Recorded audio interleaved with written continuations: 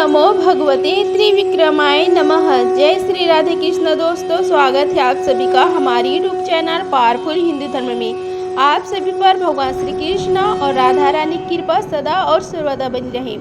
आज हम आप सभी को ज्येष्ठ महात्मा में कथा अध्याय 25 और 26 का श्रवण कराएंगे।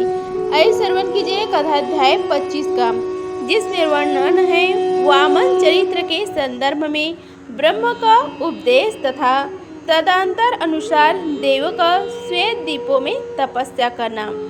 ब्रह्म जी ने कहा कि महाबलशाली देवगण, आप लोग जिस उद्देश्य से यहाँ आए हैं उसके विषय में मैं पहले से ही सोच रहा हूँ।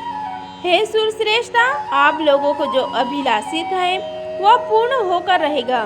दानों में प्रधान, बलि को पराजित करने वाला एवं विश्व को रचने वाला परमात्मा न केवल आप सब देवों के प्रयुक्त हमारे भी सहारे हैं, वे तीनों लोकों के स्वामी तथा देवों को भी शासक हैं। इन्हीं ही सनातन आदि देव भी कहते हैं। जब महान आत्मा सनातन आदि देव को देवता आदि कोई भी वास्तव रूप में नहीं जानते कि वे कौन हैं, परंतु वे पुरुषोत्तम समस्त देवों के मुझे तथा ऋतु वेद एवं समस्त विश्व को जानते हैं। संसार की समस्त क्रियाकलाप उनकी जानकारी में ही होती हैं। वे सर्वज्ञ हैं। उन्हीं की कृपा से प्रसाद से आप लोगों को मैं अत्यंत श्रेष्ठ उपाय बतलाता हूँ। आप लोग सुनो। आप सभी उत्तर दिशा में क्षीर सागर के उत्तरी तट पर स्थित उस स्थान पर जाइए जिसे विचार से विद्वान लोग अमृत नाम से उच्चारित करते हैं। विश्व की रचना करने वाले परमात्मा वही योग धारण में स्थित होकर कठिन तपस्या कर रहे हैं। आप सभी लोग उस अमृत नामक स्थान पर जाएं और आलस्य रहित होकर आप लोग भी लक्ष्य की सिद्धि के लिए वही कठिन तपस्या आरंभ कर दी।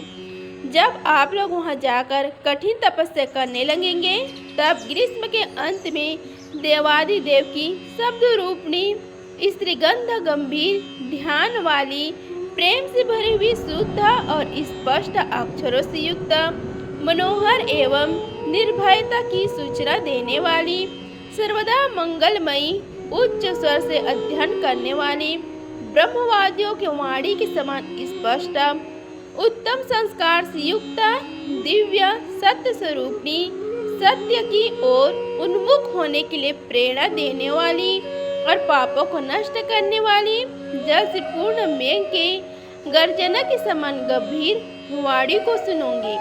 उसके बाद भवितात्मा के आत्मज्ञान से परिपूर्ण महात्मा कश्यप के योग्यता के अवसर पर व्रत की समाप्ति हो जाने के बाद अबोध तेज से संपन्न वेदों आपसे कहेंगे, हे सूर्यश्रेष्ठों, आप लोग मेरे पास आए, आप लोगों का स्वागत है।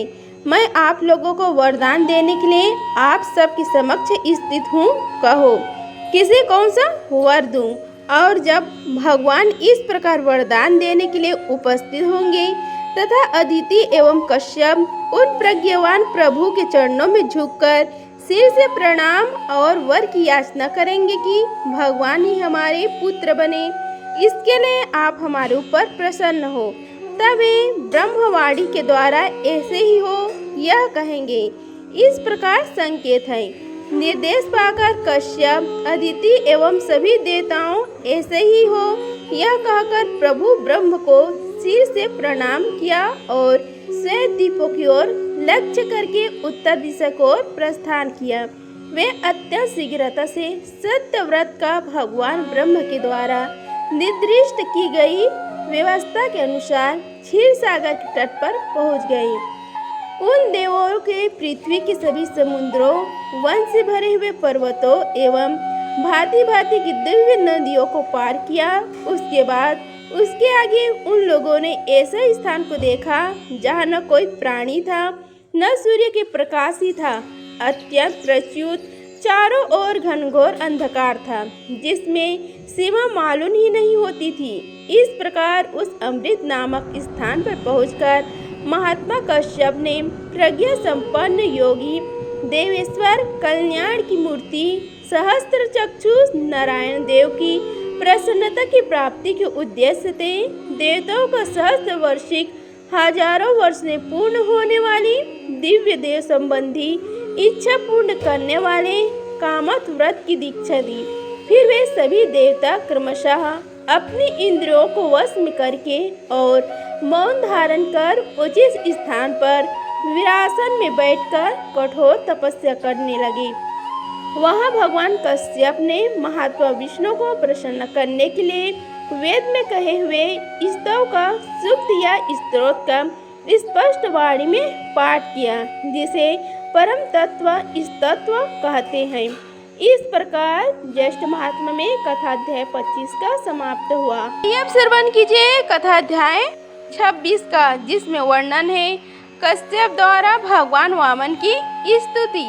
कश्यप जी ने कहा कि हे देवादिदेव, एक श्रृंग, विराश्चिक, सिंधु वृष, वृषाकपि, सूर्यवृष, अनादि शंभो, रुद्र, कपिल, विश्वक्सेन, सर्वभूताधिपति, संपूर्ण प्राणियों के स्वामी, ध्रुव, धर्मा, वैकुंठ, वृषव्रत, अनादि, मध्य निधन, धनंजय, शुचिश्रव, पृष्ठितेज, निजय, अमृतेज, सनातन, त्रिधाम, तुषित, महातत्व, लोकनाथ, पद्यनाभ, विरिचित, बहुरूप, अक्षय, अक्षर, हव्यभूत, खंड परशु, शुक्र, मुचकेश, हंस, महादक्षिण, ऋषिकेश, सूक्ष्म, महानियमधर, विराज, लोक प्रतिष्ठा, अनुरूप, अग्रज, धर्मज्ञ,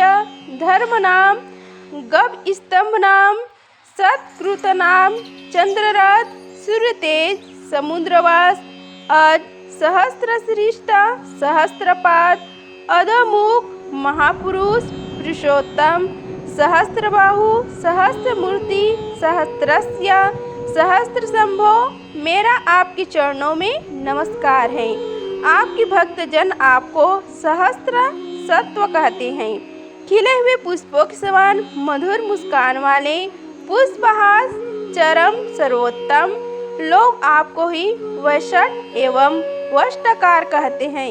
आप ही अग्रय, सर्वश्रेष्ठ, यज्ञों में प्रशिष्ट, भोक्ता हैं।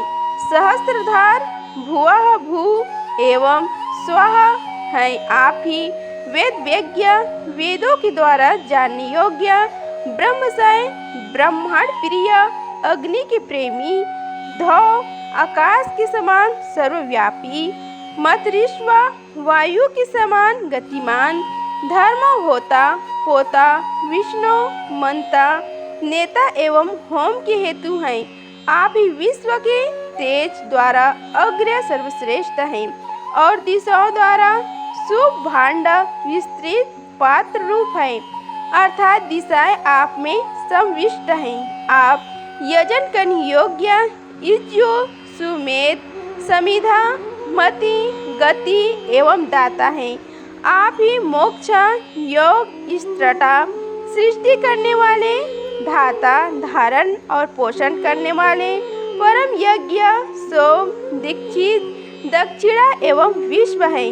आप ही स्थविर, हिरण्यनाभ, नारायण, त्रिनयन, आदित्यवर्ण, आदित्य तेज, महापुरुष, पुरुषोत्तम, आदिदेव, सुविक्रम, प्रभाकर, शंभु, स्वयंभू, भूतादि, महाभूत, विश्वभूत एवं विश्व हैं। आप ही संसार की रक्षा करने वाले, पवित्र विश्वभव, विश्व की सृष्टि करने वाले, उधर्व कर्म, उत्तम कर्म, अमृत, कभी भी मृत्यु का प्राप्त होने वाला, दिव्यस्पति, वाचस्पति, धृतराजी, अनंत कर्म, यश, प्रघुवंश, विश्वापा, विश्व का पालन करने वाला तथा वरद, वर चाहने वालों के लिए वरदायिनी है। चर, आश्रय वाक्य, चर, अस्तु, ऋषज्ञ, 2 यश तथा 5 ये यजमान और पुनः 2 वसठ अक्षरों। इस प्रकार अक्षरों से जिसके लिए अग्निहोत्र किया जाता है, उन आप होमत्र को नमस्कार है। इस प्रकार ज्येष्ठ महात्म्य में कथा अध्याय 26 का समाप्त हुआ।